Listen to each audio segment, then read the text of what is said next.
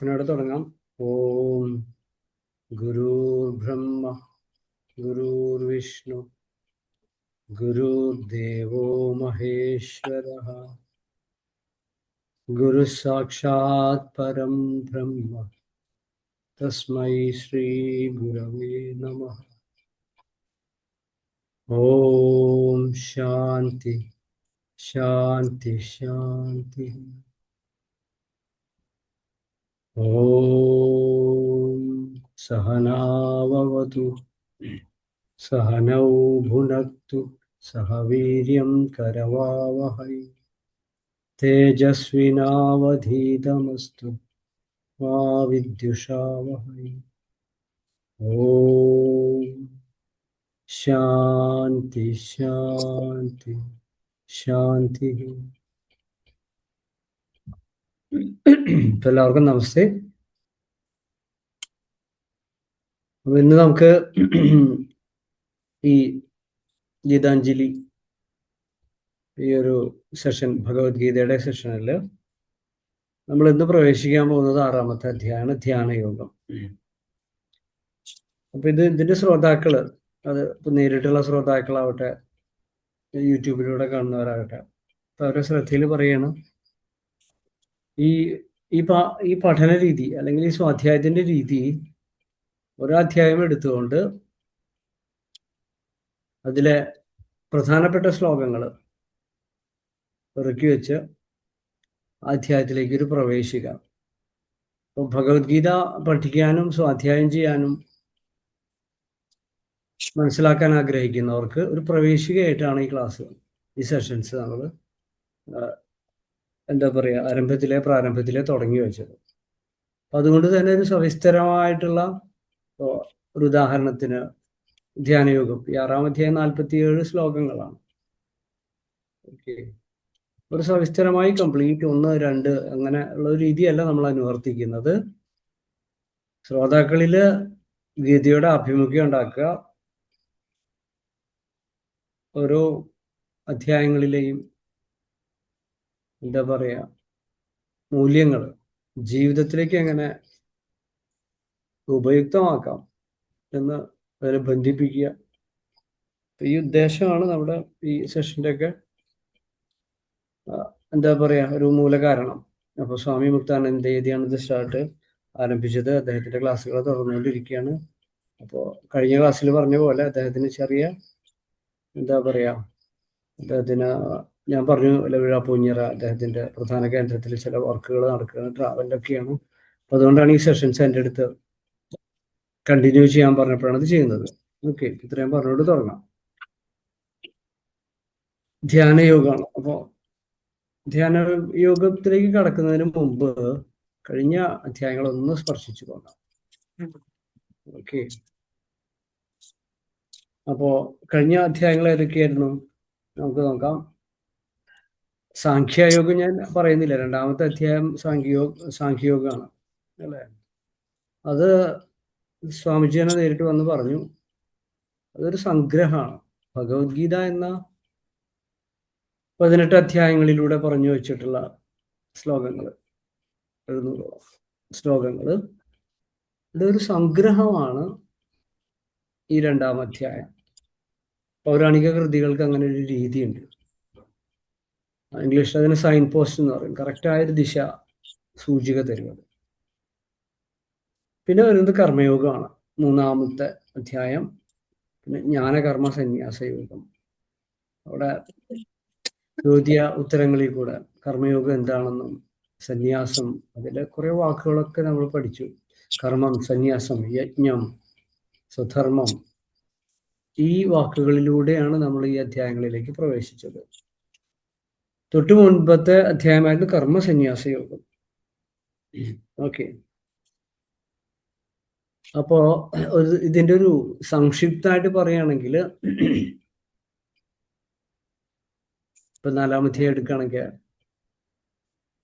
കൃഷ്ണൻ അവതരിപ്പിക്കുന്നത് പരമാത്മാവായിട്ടാണ്, അല്ലെങ്കിൽ വ്യാസൻ അവതരിപ്പിക്കുന്നത് പരമാത്മാവായിട്ടാണ്. 4ാം അധ്യായം ഇപ്പൊ ജ്ഞാനകർമ്മ സന്യാസ യോഗം എടുക്കുകയാണെങ്കിൽ, ഞാൻ പറഞ്ഞത് ജ്ഞാനകർമ്മം 4ാമത്തെ അധ്യായം. അതെ, അവിടെ കർമ്മത്തിന്റെ സയൻസ് ഓഫ് ആക്ഷൻ, സയൻസ്, കർമ്മത്തിന് എന്താണ് കർമ്മം എന്ന് വെളിവാക്കുന്നുണ്ട്. കഴിഞ്ഞ ക്ലാസ്സിൽ ഞാൻ പറഞ്ഞു, ഈ മഹാഗുരുക്കന്മാര്, അവതാര പുരുഷന്മാര് വന്നിട്ടുള്ളത് മാറ്റം കൊണ്ടുവരാനല്ല, വെളിവാക്കാനാണ്. ഓരോന്നിനെയും വെളിവാക്കുന്നതാണ് അവരുടെ ധർമ്മം. ഇവിടെ എന്താണ് കർമ്മം? കർമ്മം എന്ന് എന്താണ് വെളിവാക്കുക. അപ്പോ ആ കർമ്മത്തിന് ഐഹിക തലത്തില്, ഒരു വ്യക്തി തലത്തില്, കളക്റ്റീവായിട്ട്, സാമൂഹ്യമായിട്ട്, പ്രാപഞ്ചികമായിട്ട്, അങ്ങനെയൊക്കെയാണ് ആ കർമ്മത്തിനെ വെളിവാക്കുന്നത്. എന്താണ് ഈ കർമ്മം? എന്താണ് അതിന്റെ രഹസ്യം? അതാണ് സയൻസ് ഇവിടെ ഞാൻ ഉദ്ദേശിച്ചത്. അപ്പോ അതിന്റെ രഹസ്യങ്ങളിലേക്ക് പോകുന്നത് ഒരു വാക്കുകൊണ്ടാണ് നോക്കുകയാണെങ്കിൽ അതിനെ പറയാം, കാർമ്മികമായ ബാധ്യതകൾ വെക്കാതെ, കർമ്മബാധ്യതകൾ, കർമ്മസഞ്ചയങ്ങളില്ലാതെ എങ്ങനെ കർമ്മം ചെയ്യാം, അതാണ് അതിന്റെ രഹസ്യം, അതാണ് അതിന്റെ സയൻസ്. അതെങ്ങനെ ചെയ്യാമെന്ന് സന്യാസ യോഗം പറയുന്നുണ്ട്. ജ്ഞാനം എന്ന വാക്കവിടെ വരുന്നു. അത് നമ്മൾ ഉദ്ദേശിച്ചത് പവർ ഓഫ് വിസ്ഡം. വിസ്ഡം എന്ന് പറഞ്ഞ ജ്ഞാനം, ഇംഗ്ലീഷ് വാക്കാണ്. അത് അഗ്നിയായിട്ടാണ് നമ്മൾ കഴിഞ്ഞ ക്ലാസ്സിൽ അതിന് ഉപയോഗിച്ചത്.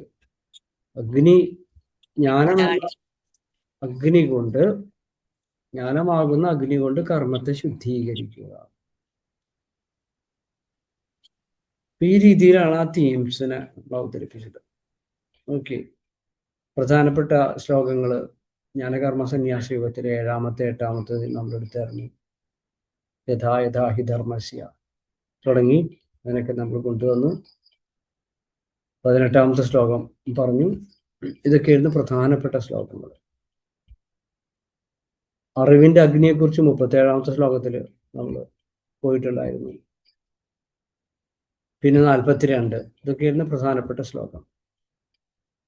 ഇവിടെ ജ്ഞാനത്തിന്റെ അഗ്നി എന്ന് പറയുമ്പോഴാണ് യജ്ഞ സങ്കല്പം നമ്മൾ കൊണ്ടുവന്നത്. യജ്ഞം എന്നാൽ യജിക്കുക എന്നൊരർത്ഥമുണ്ട്. ത്യജിക്കുക, യജിക്കുക, അത് നല്ലൊരു വാക്കാണ്. അതിന്റെ മൂലവാക്കുകൾ ഇംഗ്ലീഷിൽ എറ്റിമോളജി എന്ന് പറയും. സംസ്കൃതത്തിൽ മൂലവാക്കുകളിൽ മൂലധാതു എന്നാണ് പറയുക. ധാതുക്കൾ നോക്കിക്കഴിഞ്ഞാൽ അതിന്റെ അർത്ഥത്തിലേക്ക് നമുക്ക് വളരെ ആഴ്ന്ന് നോക്കാൻ പറ്റും. യജിക്കുന്നതാണ് യജ്ഞം. അത് 3ആക്കി നമ്മൾ തിരിച്ചു, അല്ലേ? അത് കഴിഞ്ഞ ക്ലാസ്സിൽ പറഞ്ഞു യജ്ഞത്തിനെ കുറിച്ച്. അത് ഓർമ്മ വരുന്നതോ എനിക്ക് അറിയില്ല, അതൊന്ന് ഓടിച്ച് പറയാം. യജ്ഞത്തെ പറയുന്നത് ദേവയജ്ഞം, സാങ്കത്യകരണം, ദാനം തുടങ്ങിയത്. അതിനെ നമ്മൾ തിരിച്ചു വെച്ചത് ആദി ഭൗതികമായ യജ്ഞം.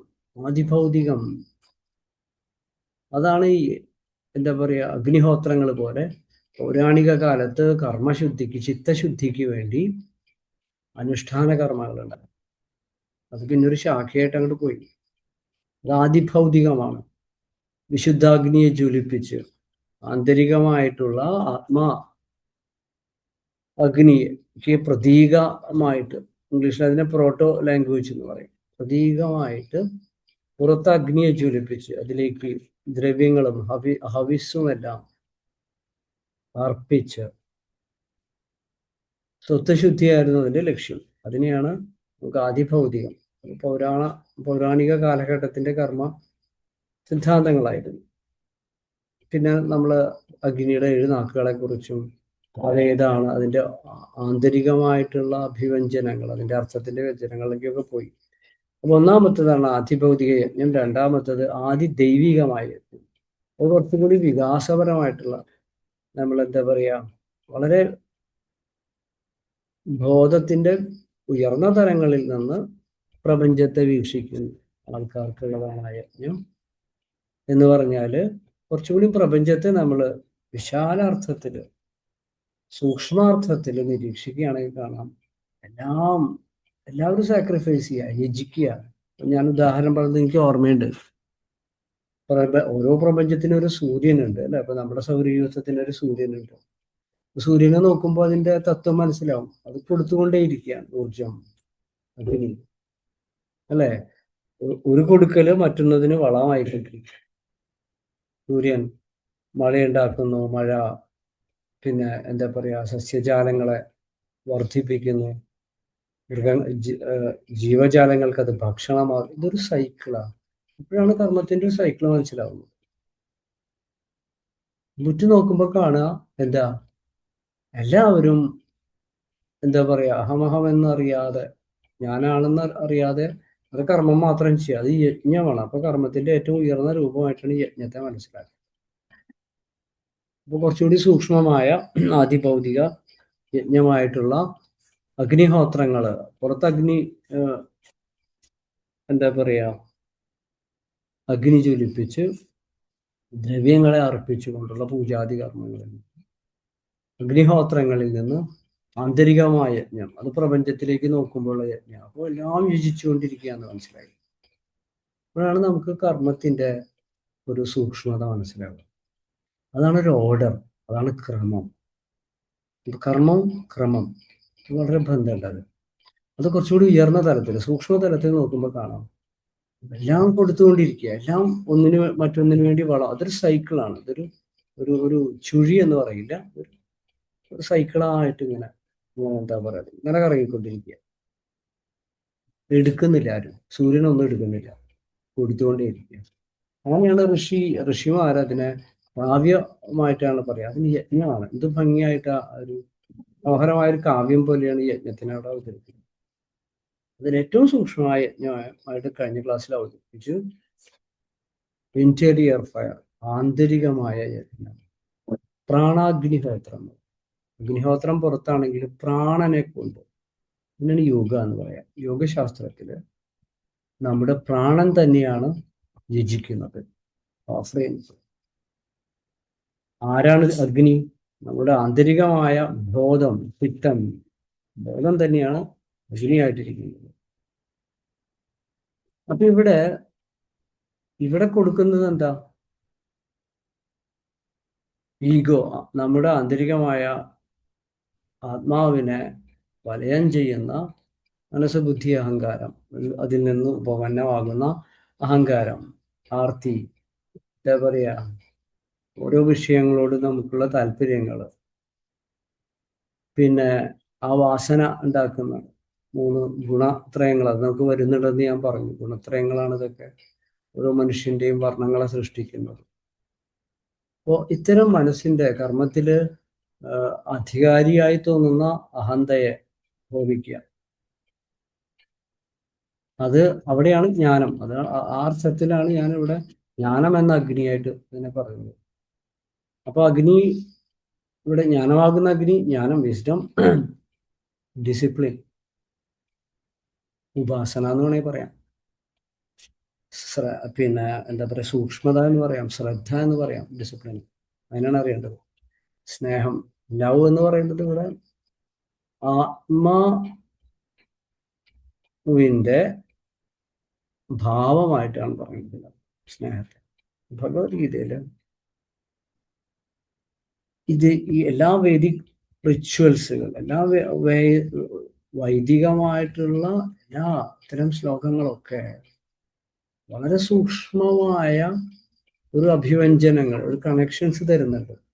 ഇതിനൊക്കെ കൊണ്ടുപോകുന്നത് ആന്തരികമായ യജ്ഞത്തിലേക്കാണ്. പിന്നെ ശ്രേഷ്ഠമായ ഉദാത്തമായ യജ്ഞം. അപ്പൊ ഈ ഉദാത്തമായ യജ്ഞത്തിലേക്ക് ബോധതലത്തിൽ പല തട്ടിൽ കിടക്കുന്നവരെ കൊണ്ടുവരാൻ വേണ്ടിയിട്ടാണ് അതിഭൗതികവും പിന്നെ ആധ്യാത്മികവും പിന്നെ ഈ സൂക്ഷ്മവുമായ ആദിഭൗതികം, ആദിദൈവികം, അങ്ങനെ ആധ്യാത്മികം ആയിട്ടുള്ള യജ്ഞങ്ങളെ അവതരിപ്പിച്ചിരിക്കുന്നത്.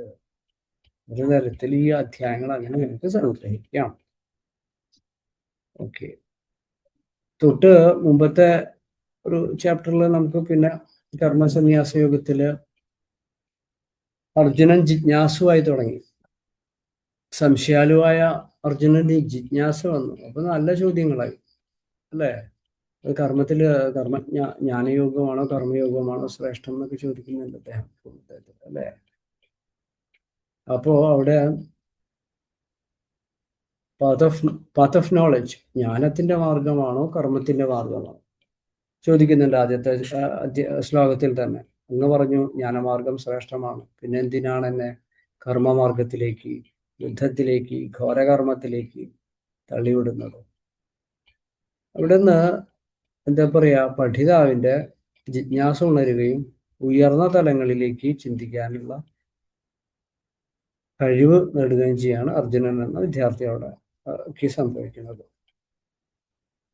അതായിരുന്നു അതിൻ്റെ എന്താ പറയുക, ശ്രേഷ്ഠമായിട്ടുള്ള അറിവ് ഈ കഴിഞ്ഞ അധ്യായത്തിൽ വരുന്നത്. അദ്ദേഹം ഭഗവാൻ കൃഷ്ണൻ അല്ലെങ്കിൽ വ്യാസമുനി കൊണ്ടുവയ്ക്കുന്നത് എങ്ങനത്തെ കർമ്മ?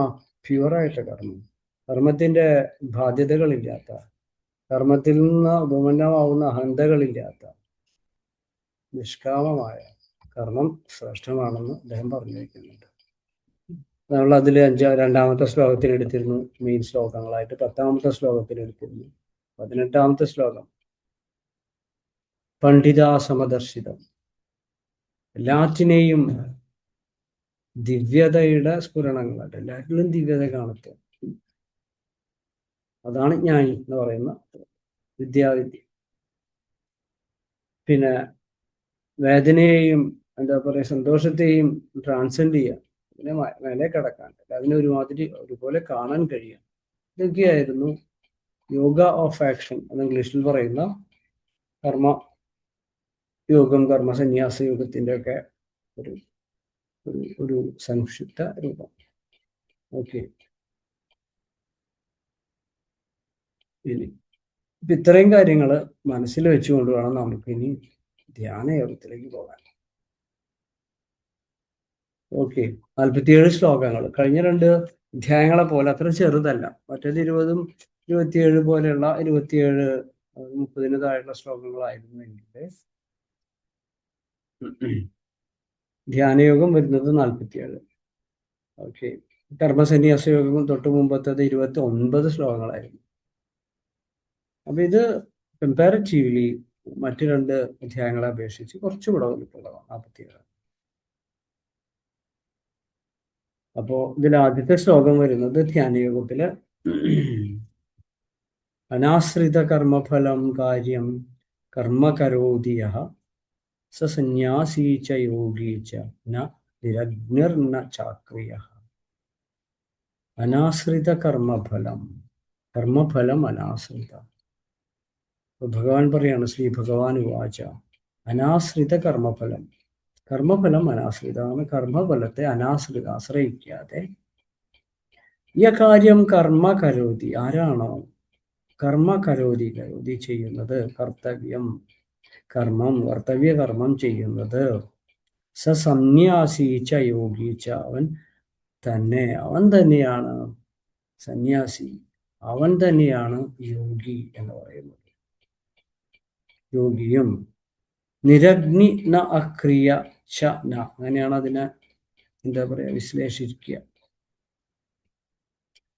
നിരഗ്നിർന ചാക്രിയ, നിരഗ്നി ന അക്രിയ ച ന, അങ്ങനെയാണ് കൊടുത്തുള്ളത്.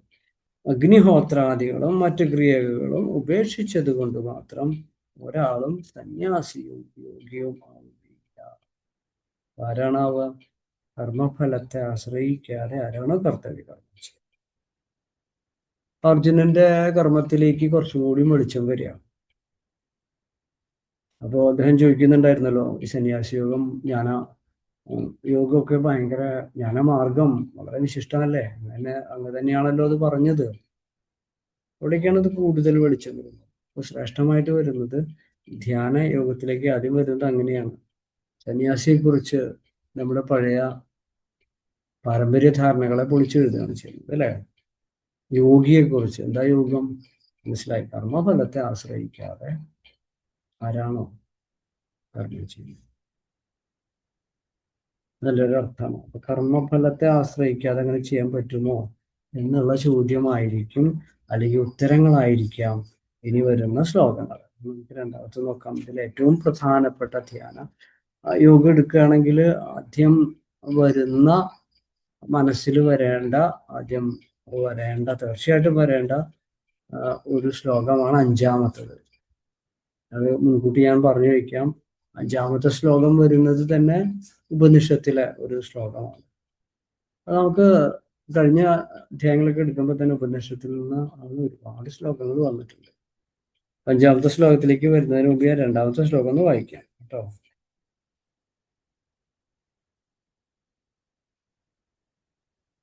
അതൊരു റെപ്പിറ്റേഷനാണ് ഇത്തരത്തില്. യം സന്യാസമിതി പ്രാഹു യോഗം തം വിദ്ധി പാണ്ഡവ ന ഹ്യസന്യസ്തസങ്കൽപ്പ യോഗി ഭവതി കശ്ചന. ഓ അർജുന, യം ഏതിനെയാണോ സന്യാസം ഇതി പ്രാഹു, സന്യാസം എന്ന് പറയുന്നത്, തം യോഗം വിദ്ധി, അതിനെ തന്നെ അത്ര യോഗം എന്ന് പറയാം. അത് ഭയങ്കര ഭംഗിയായി. യോഗം എന്ന് പറഞ്ഞാൽ യോജിക്കുന്നത്, അല്ലേ? അപ്പൊ എന്തിനെയാണോ നമ്മൾ നാമായിട്ട് അറിയുന്നത്, ഇപ്പൊ നാരായണ ഗുരു ഞാൻ എന്ന് പറയാറില്ല, അത്ര നോ എന്നാ പറയാം. കാരണം അദ്ദേഹം ലോകത്തെ കാണുന്നത് ആന്തരികമായ ആത്മപ്രകാശത്തിൽ നിന്ന് ഉളവാകുന്ന ലോകത്തെയാണ്. അവിടെ ഇരുന്നിട്ട് കാണും. അദ്ദേഹം ഇരിക്കുന്നത് തൻ്റെ ഈഗോയിലല്ല, നാണുമായിട്ടല്ല, അത് നാരായണ ഗുരുവായിട്ടല്ല. അദ്ദേഹം എപ്പോഴും പറയുമ്പോൾ നോം എന്ന് പറയുമായിരുന്നു, ഞാൻ കേട്ടിട്ടുണ്ട്. നാരായണ ഗുരു പറയുന്നതല്ല, അദ്ദേഹം അങ്ങനെ പറഞ്ഞിരുന്നു. ഗുരു നിത്യ ചൈതന്യയിലൊക്കെ ഇങ്ങനെ പറയാറുണ്ട്. അപ്പൊ യോഗം, അതാണ് യോഗം. ആ ഞാനെന്ന തെറ്റിദ്ധരിക്കുന്ന അഹന്തയെ നിന്ന് ആത്മപ്രകാശമാകുന്ന പരമമായിട്ടിരിക്കുന്ന അവസാനമില്ലാത്ത മരണമില്ലാത്ത ആ ഞാൻ, അതിനോട് ചേർന്നിരിക്കുന്നതാണ് യോഗം, അല്ലേ? അപ്പോ ഏതിനെയാണോ സന്യാസം എന്ന് പറയുന്നത് അത് തന്നെ യോഗം. അതാണ് യോഗം തന്നെയാണ് സന്യാസം, ചേർന്നിരിക്കുന്നതാണ് യോഗം. അപ്പൊ നമ്മൾ മനസ്സിലാക്കേണ്ടത്, സന്യാസി എന്ന് പറഞ്ഞാല് എന്താ അർത്ഥം? പരമമായ ജ്ഞാനത്തെ, അർത്ഥത്തെ, പരമമായ തത്വം ആണ് കറക്റ്റായ വാക്ക്. പരമമായ തത്വത്തില് ചേർന്നിരിക്കുക, അവിടെ നിന്ന് വീക്ഷിക്കുക, സാക്ഷി പോലെയാണ്. നമുക്ക് എപ്പോഴും അഗ്നി ഒരു വലിയ രൂപമായിട്ട് നമ്മുടെ വരും. ഇപ്പൊ ഞാൻ യജ്ഞത്തിലെടുക്കുമ്പോൾ അഗ്നിയെ കുറിച്ച് ഞാൻ കുറച്ചൊരു ക്ലാസ്സിൽ പറഞ്ഞിരുന്നു. അഗ്നിയുടെ 7 നാക്ക്, പല കളറുകളുണ്ട്. നല്ല സുലോചിത എന്ന് പറഞ്ഞൊരു അഗ്നി ഒരു ഭാഗമാണ് വ്യതിചലിക്കാതെ, ആടാതെ, നിശ്ചലമായി, ജ്വാലയോട്, ചുവപ്പ് നല്ല കളറോട് സാക്ഷി പോലെ ഇരിക്കുന്നത്. അങ്ങനെ ഓരോ പേരുണ്ട് ഒരു ഭാഗത്ത്. എനിക്കതിനെ ഓർമ്മ വരിക, സാക്ഷിഭാവമാണ്. അപ്പൊ അഗ്നിയെ കാണുമ്പോൾ നമുക്കൊരു സാക്ഷിഭാവം ഓർമ്മ വരണം. സാക്ഷിഭാവത്തിലാണ് യോഗി കാണുന്നത്, അത്ര സാക്ഷിയാണ്. കാരണം നേരിയൊരു അഹന്തയുണ്ട്, ഞാനെന്നൊരു ബോധമുണ്ട്, നമുക്ക് വിശപ്പറിയുന്നുണ്ട്. ഇതൊരു സയൻസാ. അപ്പോഴാണ് യോഗത്തെ സന്യാസത്തെ നമുക്ക് ഒരുമിച്ച് മനസ്സിലാവും, അല്ലെ?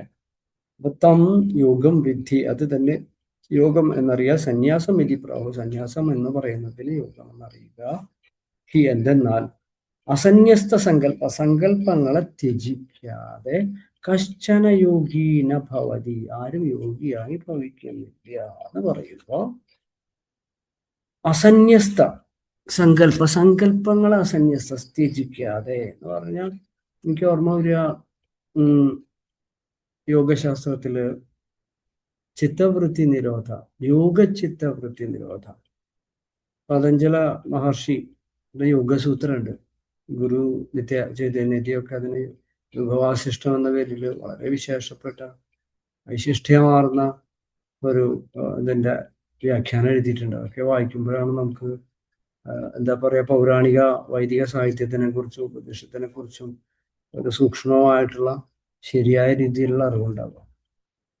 അതിലൊരു ശ്ലോകമാണ് യോഗ ചിത്തവൃത്തി നിരോധ. അതെവിടെന്നാ പറഞ്ഞേ? സങ്കല്പങ്ങളെ എങ്ങനെ ത്യജിക്കാന്ന് വെച്ചാൽ ചിത്തവൃത്തി നിരോധിക്കുക. അപ്പോൾ ഗുരു അതിൽ കൃത്യമായിട്ട് പറയുന്നുണ്ട്, ചിത്തവൃത്തി നിരോധിക്കുക എന്ന് പറഞ്ഞാൽ എന്താന്ന് ചിത്തം എന്ന് മനസ്സിലാവണം. മനസ്സാണോ? അല്ല. മനസ്സ്, ബുദ്ധി, അഹങ്കാരം, ചിത്തം വേറെ വേറെയാണോ? അല്ല.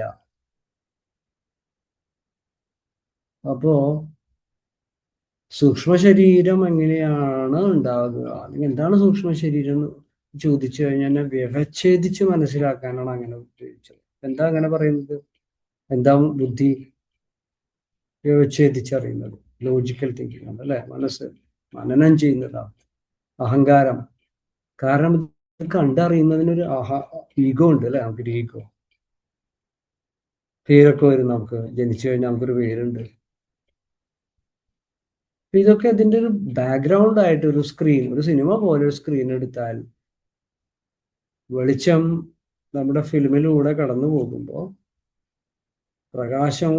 ആ പ്രകാശം ഫിലിമിലൂടെ കടന്നു പോകുമ്പോൾ ഫിലിമിൽ ഉണ്ടായിട്ടുള്ള എന്താ പറയുക ആൾക്കാരും ക്യാരക്ടറുകളും ഒക്കെ ഇങ്ങനെ വെള്ളിത്തിരയിൽ തെളിയുന്ന പോലത്തെ ആ വെള്ളിത്തിരയെ നമുക്കൊരു ചിത്രമായിട്ട് എടുക്കാം. കോൺഷ്യസ്നെസ് വൃത്താകൃതിയിൽ എടുക്കുമ്പോൾ നമുക്ക് മനസ്സിലാവും. അപ്പോ കർമ്മങ്ങൾ ചെയ്യുമ്പോൾ ഒരു മനുഷ്യനിൽ ഉണ്ടാവുന്നത് കർമ്മത്തിൽ അഭിരമിക്കുകയാണ്. ഞാൻ ചെയ്തു, ഇന്ന് ഞാൻ വലിയ കാര്യം ചെയ്തു, ഇന്ന് എനിക്ക് വിഷമമുണ്ടായി, ദുരിതമുണ്ടായി. ആ സിനിമ കഴിഞ്ഞാലും മനുഷ്യൻ പുറത്തേക്ക് വരുന്നില്ല. പക്ഷെ നമുക്ക് സിനിമാ കൊട്ടകയുടെ ഉള്ളിൽ പോയി കഴിഞ്ഞാൽ, ഒരു സിനിമാ തിയേറ്ററിൽ പോയി കഴിഞ്ഞാൽ സിനിമ കണ്ടു, ദുഃഖിച്ചു, സന്തോഷിച്ചു. പക്ഷെ സിനിമ പുറത്തു കഴിഞ്ഞാൽ നമ്മൾ പഴയ ആളായി അല്ലേ? അതൊന്നും ആ ലോകത്തുനിന്ന് പുറത്തേക്ക് കിടന്നു, ഒന്നും അവശേഷിപ്പിക്കുന്നില്ല. പിന്നെ വീണ്ടും ആ സ്ക്രീൻ വെള്ളയായി. അതുപോലെയല്ല ചിത്തത്തിൽ അതിന്റെ കാർമിക് ഡെറ്റ് എന്ന് പറയും. കർമ്മത്തിന്റെ അവശിഷ്ടങ്ങൾ അവിടെ ഉണ്ടാവും.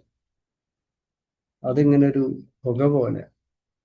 ഇതിനാണ് സംസ്കാരം എന്ന് പറയുന്നത്. ഇവിടെയാണ് ഈ കർമാവശിഷ്ടങ്ങൾ, അത് അവശേഷിപ്പിച്ച മുദ്രണങ്ങൾ, സംസ്കാരങ്ങൾ, അതാണ് ആന്തരികമായ ആത്മപ്രകാശത്തെ തടസ്സപ്പെടുത്തുന്നതെന്ന് ജ്ഞാനികൾ പറയുന്നു. അപ്പൊ ആ സങ്കല്പങ്ങളെ, ആ കർമ്മിക് ഡെപ്റ്റുകളെ ത്യജിക്കണം. അതെങ്ങനെ ത്യജിക്കുക? അവിടെയാണ് ഞാൻ ഇവിടെ എന്താ പറയാ, യോഗചിത്തവൃത്തി നിരോധ എന്നുള്ള പതാഞ്ജലി യോഗ സൂത്രത്തിലെ വാക്കിനെ ഇവിടെ കടമെടുക്കുന്നത്. അപ്പൊ അതെങ്ങനെ ചെയ്യാം? ചിത്തവൃത്തി നിരോധിക്കാൻ പറ്റുമോ? ചിത്തത്തിന്റെ സ്ട്രക്ചർ ഉണ്ട്, അതെങ്ങനെ വർക്ക് ചെയ്യുന്നു എന്ന് ചോദിച്ചു കഴിഞ്ഞാൽ ആധുനിക മനഃശാസ്ത്രമല്ല, ആധുനിക സയൻസ് പറയുന്നത് കണ്ടുപിടിച്ചിട്ടുണ്ട്. 60,000 മുതൽ 80,000 വരെ EEG എന്ന് പറഞ്ഞൊരു എക്യുപ്മെന്റ് ഉണ്ട്. ഈ ECG അല്ല കേട്ടോ. ഇത് വെച്ച് ബ്രെയിൻ വേവ്സ് ഒക്കെ അളക്കാൻ പറ്റും. ഈ ഗൂഗിളൊക്കെ അടിച്ചു നോക്കിയാൽ കിട്ടും. പലതരം ബ്രെയിൻ വേവ്സിനെ കുറിച്ചൊക്കെ വളരെ ശാസ്ത്രീയമായിട്ടുള്ള മസ്തിഷ്കത്തെ കുറിച്ചുള്ള പഠനം വന്നിരിക്കുന്ന കാലഘട്ടത്തിലാണ് നമ്മൾ ജീവിക്കുന്നത്. വളരെ സൂക്ഷ്മമായിട്ട് ഇപ്പോൾ അതൊക്കെ അളക്കാൻ പറ്റും, ഒരാളുടെ തലയിലൊക്കെ വെച്ചിട്ട്. അങ്ങനെ നോക്കുമ്പോൾ 60,000 മുതൽ 80,000 വരെ ചിന്താ തരംഗങ്ങൾ ഒരു ദിവസം ഒരു മനുഷ്യന്റെ തലയിൽ ആവറേജ് പോകുന്നത്. ഇതൊക്കെ ചിന്തകളാ, സങ്കല്പങ്ങളാ. തരത്തിലല്ലേ സങ്കല്പലോകം എന്ന് പറയുന്ന പോലെ ഇതൊക്കെ കാർമിക് ഡെപ്റ്റുകൾ ഉണ്ടാക്കുന്നുണ്ട്. ഇതൊക്കെ നമ്മുടെ ഈ സിനിമാ കൊട്ടകയിലെ വൈറ്റ് സ്ക്രീനിൽ അല്ലെ, നമ്മൾ അതിൻ്റെ ഉള്ളിൽ നിന്ന് പോകാൻ പറ്റുന്നില്ല. സിനിമാ കൊട്ടകയിൽ നിന്ന് പുറത്തേക്ക് പോകാം. ഇതൊക്കെ അതിൽ നിന്ന് അവശേഷിപ്പിക്കുകയാണ്. അദ്ദേഹം പറയുന്ന ഒരു സൂത്രമാണ് ആ ചിത്തവൃത്തികളെ നിരോധിക്കുക എന്ന് പറഞ്ഞാൽ. പിന്നെ ഒരുപാട് പേര് പല വ്യാഖ്യാനങ്ങൾ എഴുതി. ചിലരെന്ത് ചെയ്യും, അതിനെ ഇപ്പൊ എന്താ പറയാ, പലരും പല പല മെത്തേഡുകൾ ഉപയോഗിച്ചുകൊണ്ട് അതിനെ തടഞ്ഞു നിർത്തി. അതിനൊക്കെ ഗുരു പറയുന്നു ഭ്രാന്താണ് വരിക അങ്ങനെയൊക്കെ ചെയ്യുക. ബുദ്ധിഭ്രമം ഉണ്ടാവും. അവിടെയാണ് ധ്യാനം വരുമ്പോൾ. ധ്യാനം എഫർട്ട്ലെസ് ആയിട്ട് അതിനെ ഒരു കാര്യത്തിലേക്ക് ഒഴുക്കിയുണ്ട്. 60,000 മുതൽ 80,000 ചിന്തകളെ ശ്രദ്ധയോടെ ഒന്നിലേക്ക്, ഏതാണോ പരമമായ സത്യമായി, ഇതിന് കാണാനൊക്കെ ഇല്ലല്ലേ ആത്മാവിനെ. അതിനെയാണ് ധ്യാനം എന്ന് പറയുന്നത്. യാനം എന്ന് പറഞ്ഞ വാഹനം. ധി എന്ന് പറഞ്ഞ ഒരർത്ഥം ആദിമമായ ശക്തി, ആത്മാവ്. അതിലേക്കുള്ളൊരു യാത്രയാണ് ധ്യാനം. വേറെ ഒരു തരത്തിൽ പറഞ്ഞാൽ ശ്രദ്ധയോടെ അകത്തേക്ക് നോക്കുന്നതാണ് ധ്യാനം. അകത്തേക്ക് നോക്കുമ്പോൾ കാണാം 60,000 80,000 ചിന്തകൾ ഇങ്ങനെ പൊങ്ങി വന്ന് ഓരോ ചിന്തയ്ക്കും നമ്മൾ ഉത്തരം കൊടുക്കുക. ഓരോ ചിന്തയ്ക്കും ഇഷ്ടാനിഷ്ടങ്ങൾ വരും. ഒരു ചിന്ത മറ്റു ചിന്തകളിലേക്ക് കണക്ട് ചെയ്തു പോകുന്നു. അപ്പൊ അതിനെ ശരിക്കും മനസ്സിലാക്കണമെങ്കിൽ മൗലാന ജലാലുദ്ദീൻ റൂമി എന്ന് പറഞ്ഞ 18ാം നൂറ്റാണ്ടല്ല, ക്ഷമിക്കണം, ഒരു പേർഷ്യൻ കവി ഉണ്ടായിരുന്നു. അദ്ദേഹം ഇതിനെ പറയുന്നത് വളരെ വ്യക്തമാണ്, അത് മനസ്സിലാവും.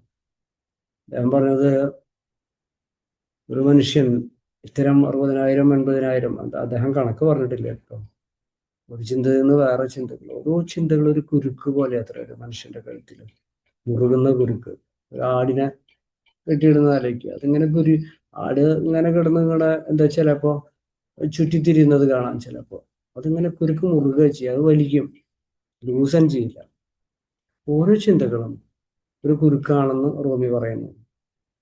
അപ്പൊ നമ്മളിപ്പോ ആധുനിക കാലത്ത് നോക്കുമ്പോൾ എത്ര 60,000 തൊട്ട് 80,000 കുരുക്കുകളാണ് തരയുന്നത്. അദ്ദേഹം പറയാ ഈ കുരുക്കുകള്, ഓരോ കുരുക്കുകളും ഓരോ ഭാഗത്തു നിന്ന് നമ്മളിങ്ങനെ വലിക്കുമ്പോൾ എന്താ ഉണ്ടാവും? കഴുത്തിലാണെങ്കിൽ കുരുങ്ങി ശ്വാസം പോലും കിട്ടില്ല. ആലോചിച്ച് നോക്കുക, 60,000 തൊട്ട് 80,000 കുരുക്കുകൾ ഓരോ ഭാഗത്തു നിന്ന് ഒരു മനുഷ്യനെ വലിക്കുമ്പോൾ റൂമി പറയുന്നു ദൈവം പോലും നിസ്സഹായാവസ്ഥയിൽ. അപ്പൊ മനുഷ്യൻ വിളിക്കും ദൈവമേ. ദൈവം പറയും ദൈവത്തിന് പോലും നിസ്സഹായാവസ്ഥ ഉത്തര. കാരണം കുരുക്കൊന്ന് അഴിക്കൂ മകനെ എന്ന് പറയുമ്പോൾ അത് പോലും കേൾക്കാനുള്ള ഒരു എന്താ പറയുക സൈലൻസ് നമ്മുടെ ഉള്ളിലില്ല. ഉത്തരങ്ങൾ ഉള്ളിൽ നിന്നാണ് വരുന്നത്, ദൈവികമായിട്ടുള്ള ഉത്തരങ്ങളെല്ലാം. ഈ ഓരോ കുരുക്കും, ഓരോ ചിന്തയും ഒരു കുരുക്കാണ് അത്ര. ഓരോ കുരുക്കുകളും നമ്മളെ ഈ കുരുക്കുകൾ നമ്മൾ എന്ത് ചെയ്യും? ഓരോ ദിക്കിൽ നിന്ന് വലിച്ചുകൊണ്ടിരിക്കും. അപ്പൊ ദൈവത്തിന് പോലും നമ്മളെ സഹായിക്കാൻ പറ്റില്ല എന്നാണ്. കാരണം കുരുക്ക് വിടാനാണ് ദൈവത്തിന് പറയാൻ പറ്റിയത്. ദൈവം വന്ന് നമുക്ക് എന്താ പറയാ, കുരുക്ക് ഒന്ന് ലൂസൻ ചെയ്യും, ഒന്ന് വിട്ടുകൊടുക്കുക എന്നാ പറയാ. അതുപോലും കേൾക്കുന്നില്ല. ഇതാണ് അവസ്ഥ. അപ്പോ അവിടെയാണ് ധ്യാനത്തിന്റെ സാങ്കത്യം വരുന്നത്. ഈ ചിന്തകളെ അവഗണിക്കുമ്പോൾ ചിന്തയ്ക്ക് അതിന്റെ ശക്തി കുറയും. ഉദാഹരണം, കാട്ടില് ആനകളൊക്കെ പോകുമ്പോൾ കുറുക്കന്മാര് പിറകിൽ നടന്ന് അവരെ ഊരിയിടും, ഇറിറ്റേറ്റ് ചെയ്യാൻ വേണ്ടിയിട്ട്. കാരണം കുറുക്കനൊന്നും ചെയ്യാൻ പറ്റില്ല, ചിലപ്പോൾ അസൂയ ഉണ്ടാവും, ഇത്ര വലിയ മൃഗമല്ലേ. കുറുക്കന്മാരൊക്കെ ഒന്ന് പിന്നാലെ നടന്നൊന്ന് ഊരിയിടും കുറച്ച് അകലത്തില്. കാരണം ആനൊന്ന് തട്ടിക്കഴിഞ്ഞാൽ അവന്റെ കഥ കഴിയും. അപ്പൊ ആനകൾ എന്താ ചെയ്യാ? ആനൊരു വലിയ ജീവിയാണ്, അവർ മൈൻഡ് ചെയ്യില്ല, അവരിങ്ങനെ നടന്നു പോകും. കുറെ കഴിഞ്ഞാൽ കുറുക്കന്മാർ ഒരിയിട്ട് അവരുടെ ശബ്ദം ഇങ്ങനെ കുറയും. അതുപോലെ മനസ്സിൽ വരുന്ന ഓരോ എന്താ പറയുക, ഇപ്പോൾ ചെയ്യണം, നാളെ എന്ത് ചെയ്യും, അതങ്ങനെ ഉണ്ടായല്ലോ, അങ്ങനെ എന്താ പറയുക, കഴിഞ്ഞ ചിന്തകളുടെ അനുഭവങ്ങളുടെ വേദനകൾ, അല്ലെങ്കിൽ കർമ്മഭാണ്ഡങ്ങൾ, അല്ലെങ്കിൽ ചിന്തകളുടെ ഭാണ്ഡങ്ങൾ, അതിൽ നിന്ന് ഇനി നാളെ എന്ത് ചെയ്യും എന്നുള്ള പേടി, ആശങ്ക, ഉത്കണ്ഠ, എക്സൈറ്റ്മെന്റ് കൂടെ ആണ് ഒരു മനുഷ്യൻ പോകുന്നത്. പക്ഷെ ആ പോക്കില് നഷ്ടപ്പെടുന്നത് ഇപ്പോ ഇവിടെ ഉള്ള ഈ സമയത്തെ ജീവിതമാണ്. ഒരു തരത്തിൽ നോക്കുമ്പോൾ എത്രയോ യുഗങ്ങളായിട്ട് കൃതം, ത്രേതം, ദ്വാപരം, കലി, എത്രയോ നമുക്ക് ഭാഗവതം വായിക്കുമ്പോൾ കഥകളുടെ ബഹളങ്ങളാണ്. ഒരു കർമ്മത്തിനും അതിന്റെ അടിസ്ഥാനമായിട്ടുള്ള ജന്മങ്ങള്. ഒരു ജന്മത്തിലൊരു കഥ ഇതിലൊരു കഥ പറഞ്ഞായിരുന്നു, കുബേരപുത്രന്മാർ അല്ലെ. അഗസ്ത്യമുനി പോകുമ്പോൾ കുബേരപുത്രന്മാര് മദ്യപിച്ച് രമിച്ച് നഗ്നയായ സ്ത്രീകളുമായിട്ട് ഒരു ഹിമാലയ സാനുക്കളിൽ കുളിക്കുമ്പോൾ അദ്ദേഹം ചെല്ലുമ്പോൾ ആ സ്ത്രീകൾ വേഗം വസ്ത്രം ധരിക്കുന്നുണ്ട്. അപ്പൊ ഇവര് മൈൻഡ് ചെയ്യുന്നില്ല മുനിയെ. ആ സങ്കടം കൊണ്ടാണ് അദ്ദേഹം ശപിക്കുന്നത്. കുബേരൻ വളരെ ജ്ഞാനിയായിരുന്നു, സ്പിരിച്വലായിട്ട് ആത്മീയമായി വരുന്ന ആളാണ്. അദ്ദേഹത്തിന് ഇങ്ങനത്തെ മക്കളുണ്ടായിരുന്നു ദൈവമായി. അപ്പൊ അദ്ദേഹം ശപിക്കുകയാണ്, നിങ്ങൾ മരുതുമരങ്ങളാവട്ടെ. അതാണ് ഭാഗവത കഥ. അദ്ദേഹമാണ് പിന്നീട് കൃഷ്ണൻ ചെറുപ്പത്തില് ദേവികയാണ്. കൃഷ്ണനെ കെട്ടിയിട്ട് അവരിലുമായിട്ട് കൃഷ്ണൻ പോയി അവരിൽ തട്ടി, അല്ലെങ്കിൽ കൃഷ്ണന്റെ കൈ തട്ടി. ആ മരങ്ങൾ പിന്നെ രാജകുമാരന്മായിട്ട് വരുന്ന കഥ നമ്മൾ കേട്ടിട്ടുണ്ട്. അപ്പോൾ ഇവിടെയാണ് കർമ്മത്തിന്റെ ഇങ്ങനെ ശൃംഖലകൾ. ഈ ഓരോ ജന്മങ്ങളിലും ഏത് മനുഷ്യനായാലും അതിന്റെ ഘടന ഒന്ന് തന്നെ അത്ര മനസ്സിന്റെ. കഴിഞ്ഞുപോയ കാര്യങ്ങളിലുള്ള ദുരിതങ്ങളും വേദനകളും സന്തോഷത്തെകളും ചിന്തിച്ച് എന്താ പറയാ, ഭാവി എന്താകുമെന്ന് ഉത്കണ്ഠപ്പെടുന്നു. അതിൻ്റെ ഇടയ്ക്ക് വർത്തമാനമാകുന്ന ജീവിതത്തെ, ആ നിമിഷത്തെ ജീവിക്കാൻ മറന്നു പോകുന്നു. ഇത് മൊത്തം ഉണ്ടാക്കുന്നത് കർമ്മത്തിന്റെ ഡെറ്റ്, കാർമിക് ഡെറ്റ്. അവിടെയാണ് യോഗചിത്തവൃത്തി നിരോധ എന്ന വാക്കിനും, അല്ലെങ്കിൽ ധ്യാനയോഗത്തിലെ 2ാമത്തെ ശ്ലോകത്തില് അസന്യസ്ത സങ്കല്പങ്ങളെ ത്യജിക്കാതെ മനസ്സിലാക്കണം. അപ്പൊ എങ്ങനെ ത്യജിക്കുക എന്ന് പറയുമ്പോഴാണ് നമുക്കിതിന്റെ അർത്ഥം മനസ്സിലാവുക. എങ്ങനെ ത്യജിക്കുക? ധ്യാനം ശ്രദ്ധയോടെ കാട്ടിൽ പോകുന്ന ആനകളെ പിന്നെ ആല നടന്ന് ഊരിയിട്ട് ഇറിറ്റേറ്റ് ചെയ്യുന്ന കുറുക്കന്മാരെ മൈൻഡ് ചെയ്യാതെ ശ്രദ്ധയോടെ തന്നെ നോക്കുന്നതാണ് ധ്യാനം. താനാരാ? തൻ്റെ ആത്മാവിലേക്ക് പതുക്കെ ശ്രദ്ധയോടെ ജീവിക്കുക. അപ്പൊ പ്രാണനിൽ ശ്രദ്ധ വരും. മനസ്സിലായി? ഇതൊരു യജ്ഞമാണ്. മറ്റു ചിന്തകൾ പതുക്കെ ഉണർന്നു വരുമ്പോൾ അതിങ്ങനെ ശ്രദ്ധിക്കാതെ പോകുമ്പോൾ അതിങ്ങനെ വിട്ടു പോകും. ഒരുപാട് ധ്യാന പദ്ധതികളുണ്ട്. അത് രാജയോഗം എന്ന് പറയും. ഓക്കെ, കുറെ 100 ചില്ലാൻ രാജയോഗ പദ്ധതികളുണ്ട്. അത് നമുക്ക് ഇവിടെ പരാമർശിക്കാൻ വഴിയില്ല. അതിനുള്ളൊരു സ്പേസ് അല്ല അത്. അപ്പോഴാണ് നമുക്ക് ധ്യാനയോഗത്തിന്റെ പ്രാധാന്യം മനസ്സിലായത്. ഇപ്പൊ ഞാൻ ആ വാക്ക് പറഞ്ഞു, അസന്യസ്ത സങ്കല്പമാണ് ധ്യാനത്താൽ ശ്രദ്ധയോടെയുള്ള അകത്തേക്കുള്ള യാത്രയിൽ ഉയർന്നു വരുന്ന ചിന്തകളെ 60,000 50,000 ചിന്തകളെ മൈൻഡ് ചെയ്യാതെ പതുക്കെ അവന്റെ ശക്തി ക്ഷയിക്കും. രാവിലെ ധ്യാനിച്ചുകൊണ്ട് അതൊരു ഉപാസനയാണ്. ധ്യാനം വളരെ ഉയർന്ന ഒരു ഉപാസനയായിട്ട് സൂക്ഷ്മതയിലേക്ക് പോകുന്ന ഇതിനാണ് ഉപാസന എന്ന് പറയാം ആയിട്ടാണ് ഈ അധ്യായത്തിൽ അവതരിപ്പിക്കുന്നത്. ഓക്കെ, അപ്പൊ ഇനി ഞാൻ ചില ശ്ലോകങ്ങൾ, പ്രധാന ശ്ലോകങ്ങളിലേക്ക് കിടക്കാം കേട്ടോ. അപ്പൊ ഇവിടെ പാരമ്പര്യ രീതിയിൽ പറയുന്ന ഒരു ശ്ലോകമാണ് 4-മത്തത്. യഥാഹി നേന്ദ്രിയാർത്ഥേഷു ന കർമ്മ സ്വനുഷജ്ജതേ സർവസങ്കല്പ സന്യാസി യോഗാരൂഢസ്ഥതോച്യതേ. ഇതിന് ഉത്തരം പറയുന്നത് യഥാം ഇന്ദ്രിയാർത്ഥേഷു കർമ്മസു, ഇന്ദ്രിയ വിഷയങ്ങളിലും അവയ്ക്ക് വേണ്ടിയുള്ള പ്രവർത്തികളിലും. അപ്പൊ നമ്മൾ പറഞ്ഞില്ലേ, 60,000 50,000 ചിന്തകൾ കർമ്മത്തിന്റെ പിന്നാലെയാണ്, ഇന്ദ്രിയങ്ങൾക്ക് പിന്നാലെയാണ്. നഹി അനുഷജ്ജതേ യഥാ, ഒട്ടും ആസക്തി ഇല്ലാണ്ടാവുമ്പോൾ ധ്യാനിക്കുമ്പോഴേ വരുള്ളൂ. സർവസങ്കല്പ സന്യാസീസ, സർവസങ്കല്പങ്ങളെയും ഉപേക്ഷിച്ച ആ വ്യക്തിയെ യുഗാരൂഢൻ എന്ന് പറയും. ആ അവസ്ഥയിലേക്ക് എത്താനാണ് ഭഗവത്ഗീത മുന്നോട്ട് വയ്ക്കുന്നത്. അല്ലാതെ ഭഗവത്ഗീത ഒരു ഗ്രന്ഥം എടുത്തിട്ട് അത് വിശിഷ്ട ഗ്രന്ഥമാണെന്ന് പറഞ്ഞ് പൂജാമുറിയിൽ വെച്ച് പൂജിച്ചുകൊണ്ട് ഒരു കാര്യമില്ല. ഈ അവസ്ഥയിലേക്ക് ഓരോ മനുഷ്യനും സാധ്യതയുണ്ട് എന്ന് വളരെ ഭംഗിയായിട്ട് വ്യാസമുനി കൊണ്ടുവയ്ക്കുകയാണ്. അങ്ങനെ മനസ്സിലാക്കുമ്പോഴാണ് ഭഗവത്ഗീത സ്വാനുഭവത്തിലേക്ക് വരിക. അപ്പൊ നമുക്ക് ധ്യാനയോഗത്തിലെ ഏറ്റവും പ്രധാനമായ ശ്ലോകമാണെന്ന് ഞാൻ പറഞ്ഞ 5-മത്തെ ശ്ലോകം വായിക്കാം. അത് തൈത്തരീയയുടെ ഉപനിഷത്തിന്റെ പേര് മറന്നു. ആ ഉപനിഷത്തിലാണ് ഈ ശ്ലോകം. പണ്ട് ബ്രാഹ്മണന്മാരൊക്കെ എന്താ പറയാ, ആചാരപരമായിട്ട് ഇപ്പോഴും പലയിടത്തും ഭക്ഷണം കഴിക്കുമ്പോൾ ഈ മന്ത്രം ചൊല്ലിയിട്ട് ഭക്ഷണം കഴിക്കാത്രേ. ഞാനത് ചൊല്ലാം. 5-മത്തെ. ഉദ്ധരേതാത്മനാത്മാനം ആത്മാനമവസാദയേത് ആത്മൈവ ഹ്യാത്മനോ ബന്ധുഃ ആത്മൈവ രിപുരാത്മനാ. ഉദ്ധരേതാത്മനാത്മാനം കേട്ടിട്ടുണ്ടാവും നിങ്ങൾ. ആത്മാനമവസാദയേത് ആത്മൈവ ഹ്യാത്മനോ ബന്ധുഃ ആത്മൈവ രിപുരാത്മനഃ. ആത്മാനം, ആത്മാവിനെ. എന്താണോ യഥാർത്ഥത്തിൽ ഞാൻ, ആത്മാവ്. ആത്മനാമുദ്ധരേ, ആത്മാവിനെ കൊണ്ട് തന്നെയാണ് ഉയർത്തിക്കേണ്ടത്, ഉദ്ധരിക്കേണ്ടത്.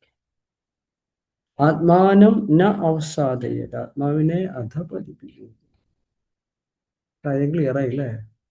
ആത്മബോധത്തിൽ, ഞാൻ നാരായണ ഗുരുവിന്റെ കാര്യം പറഞ്ഞു, ആത്മബോധത്തിൽ എപ്പോഴും ഇരിക്കുന്നതുകൊണ്ട് നോം എന്ന് പറയാനേ പറ്റുന്നുള്ളൂ അദ്ദേഹത്തിന്. അതിനെ അധപതിപ്പിക്കരുത്. അതിന് ഏറ്റവും പുറത്തേക്ക് കൊണ്ടുവന്ന് ഇന്ദ്രിയങ്ങളിൽ കാണുന്ന കാഴ്ചകളിൽ ഇത് ഞാനാണെന്ന് തെറ്റിദ്ധരിച്ച് ആ കർമ്മങ്ങളിൽ ഇങ്ങനെ സുഖം ദുഃഖം ഇങ്ങനെ ചാക്രികമായ യുഗങ്ങളോളം ജന്മങ്ങൾ എടുത്തു പോകുന്ന ഒരു ചുഴി. ഇതൊരു സൈക്കിളാണ്. യുഗങ്ങൾ ഇങ്ങനെ കറങ്ങി വീണ്ടും വരും. ഇപ്പോഴാണ് കാലഗണനയൊക്കെ വായിക്കുമ്പോഴാണ് എന്താ പറയാ, ഭാഗവതത്തിന്റെ മഹാത്മ്യം മനസ്സിലാവുന്നത്. ആത്മാ ഏവ ആത്മന രിപു, രിപു എന്ന് പറഞ്ഞ ശത്രു. അപ്പോൾ ആത്മാവിന്റെ ശത്രു ആത്മാവ് തന്നെയാണ്. ഭയങ്കര രസകരമായിട്ടുണ്ട്. ആത്മാവിന് ശത്രുക്കൾ ആത്മാവിനെ ആത്മാവിനെ കൊണ്ട് ഉദ്ധരിപ്പിക്കുക, ആത്മബോധത്തിൽ നിൽക്കുക. അതിനെ തിരിച്ചറിയാതെ ഞാൻ എണ്ണി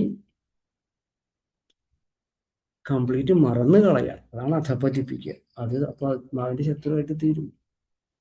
ഞാൻ ആത്മാവാണെന്നും കൂടി ഓർമ്മ വരില്ല. അപ്പൊ ഇങ്ങനെ ഒരു ദിവസം നമുക്ക് ഈ പോസ്റ്ററൊക്കെ കാണാം അല്ലേ? ഓരോ കവലകളിൽ പോകുമ്പോൾ ദിവംഗതനായി മരിച്ചുപോയി, മരണമൊക്കെ മുൻപിൽ വരുമ്പോൾ പോലും നമുക്കറിയാം, നമ്മൾ ആ ഒരു ഷോക്കിൽ നിന്നോ അല്ലെങ്കിൽ ആ ഒരു പ്രത്യക്ഷത്തില് ഒരു കർമ്മത്തിന്റെ ഒരു ശക്തമായ ഭാവമാണ് മരണം. എന്നിട്ട് നമുക്കൊന്നും ഓർമ്മ നിൽക്കില്ല അല്ലേ? നമ്മൾ വിചാരിക്കും നമ്മളൊന്നും ഇനി മരിച്ചു പോകില്ല. മരണം എന്താണെന്നൊക്കെ നമുക്കിപ്പോ ഇതിൽ ഗീത കറക്റ്റായി പറയുന്നുണ്ട്. അതിങ്ങനെ എത്രയോ കർമ്മങ്ങൾ, ശരീരം വിട്ട് ശരീരത്തെ കുറിച്ചൊക്കെ നമ്മൾ പറഞ്ഞു. എന്താണ് ശരീരം? സൂക്ഷ്മം, സ്ഥൂലം അല്ലെ? അങ്ങനെ ആ രീതിയിൽ കൊണ്ടുപോയി. കാരണം യഥാർത്ഥ ജ്ഞാനായ എനിക്ക് മരണമില്ല.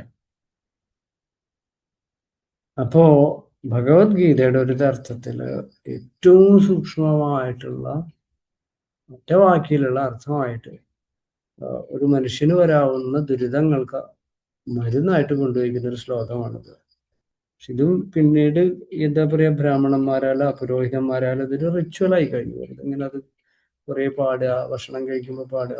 ഭക്ഷണം കഴിക്കുമ്പോൾ പാടും നല്ലതാണ്, പക്ഷെ ഇതിന് സൂക്ഷ്മാർത്ഥത്തിൽ ധ്യാനിച്ചിട്ട് പാടണം. അത് എന്താ പറയാ, ശ്രവിക്കണം, അല്ലെങ്കിൽ അത് ചൊല്ലണം. മനസ്സിലായല്ലോ? ഇതിന്റെ അർത്ഥത്തിലേക്കാണ് പോകേണ്ടത്. അപ്പൊ അതാണ് 5-ാമത്തെ ശ്ലോകം. അപ്പോൾ ഇതിനാണ് റിനൗൺസിയേഷൻ എന്ന് പറയുക ഇംഗ്ലീഷിൽ. പരിപൂർണമായ എന്നിൽ നിന്നും എന്നെ വിമോചിപ്പിക്കുക. അല്ല വാക്കാല എന്നെ, അഹം എന്ന് പറയുന്ന എന്നെ കംപ്ലീറ്റ് അതിന് വിടുതൽ കൊടുക്കുക. ഇതാണ് സൂത്രം. അതിനാണ് റിനൗൺസിയേഷൻ എന്ന് പറയുന്നത്. അതെങ്ങനെ ചെയ്യണം?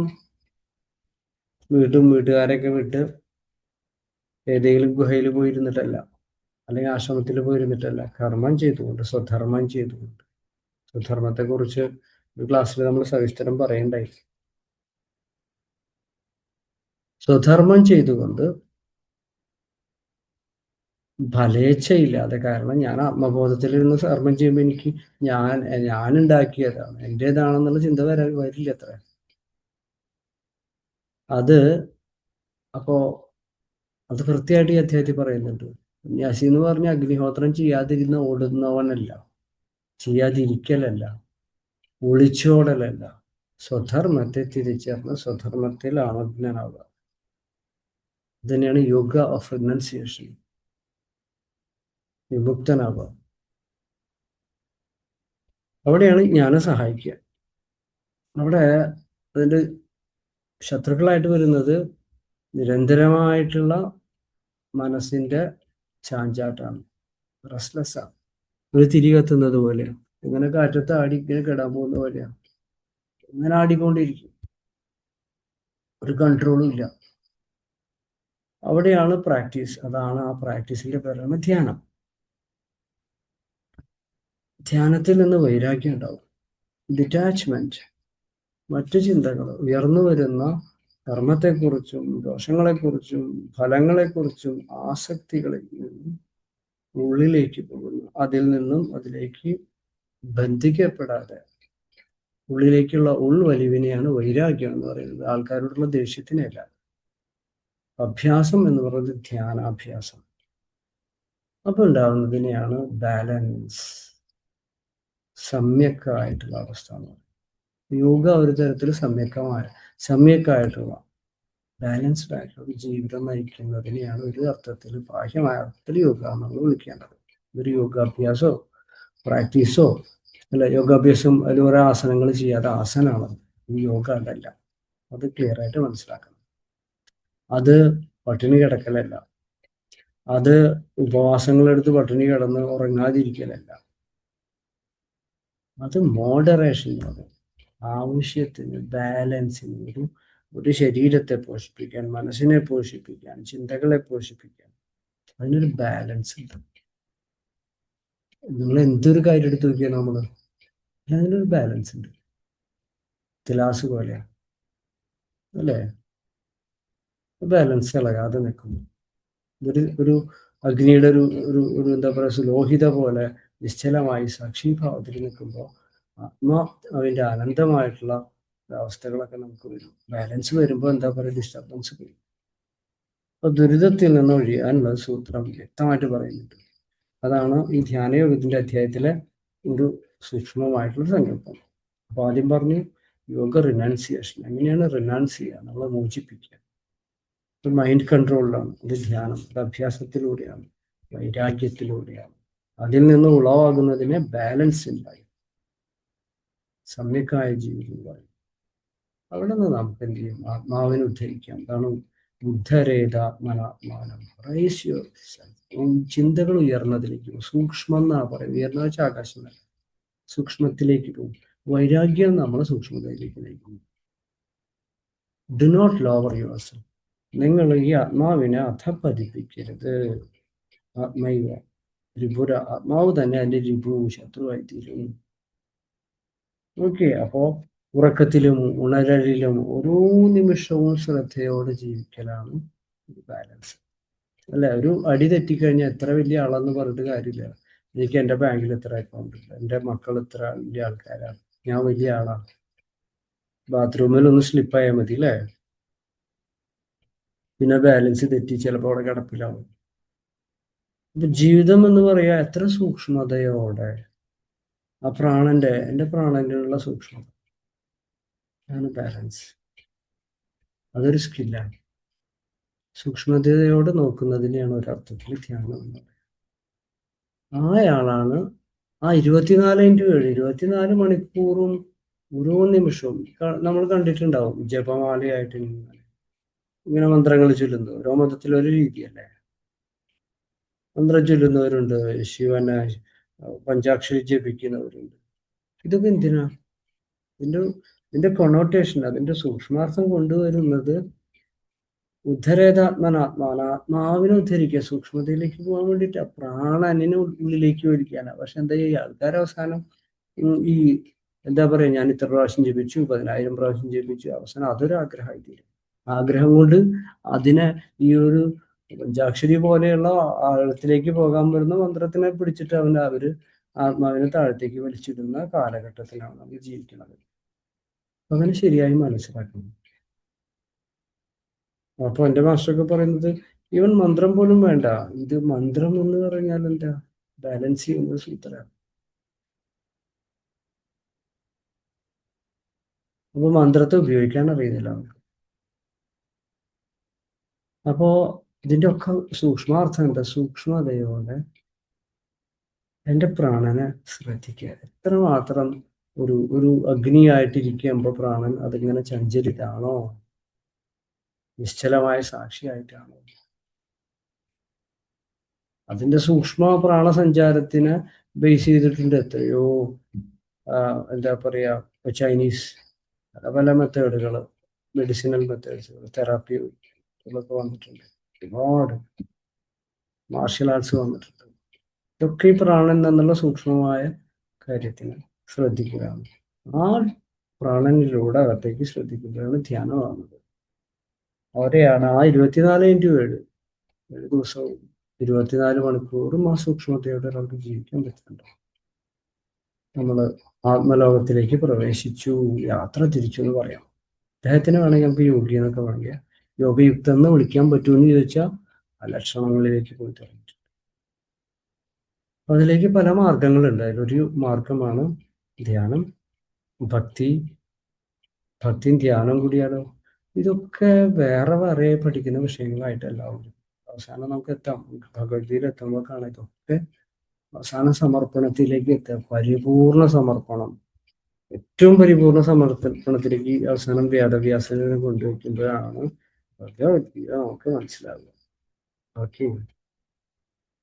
അതില് ഈ ലാസ്റ്റ് ഏറ്റവും അവസാനത്തെ അധ്യായം വായിക്കുമ്പോൾ 18-ാം അധ്യായത്തില് നിങ്ങൾക്ക് അറിയുന്ന ശ്ലോകമായിരിക്കാം.